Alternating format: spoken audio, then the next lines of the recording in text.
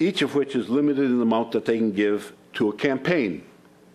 The Act does not, however, limit the amount a wealthy individual can spend on his or her own campaign or on uncoordinated negative advertising against a targeted candidate.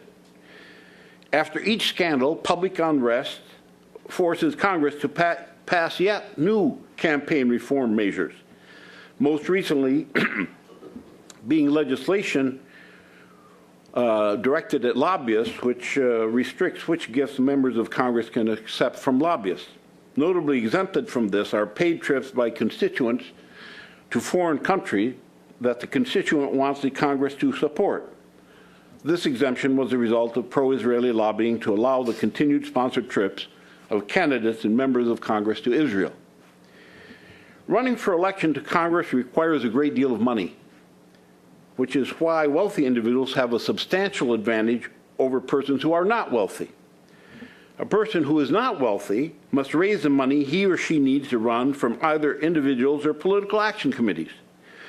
While both the Supreme Court and in Buckley and the Congress in the subsequent Campaign Financing Reform Act emphasized eliminating the appearance of quid pro quos in campaign contributions, the fact of the matter is that candidates are supported because of positions they have or have not espoused. And candidates tailor their position to attract the donations that they need to get elected, and once elected, to stay in office. Since the passage of the Campaign Financing Act, several scandals, including the one involving the Savings and Loan Association, and more recently, Abramoff Indian Casino debacle, have underscored how much, even when things change, they remain the same.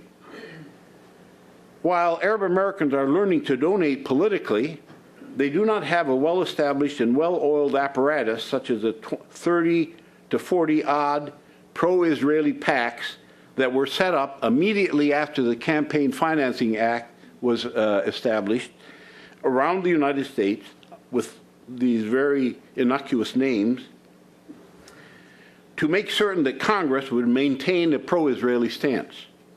Nor do Arab Americans have the level of wealth to match the pro-Israeli money that is available in American politics.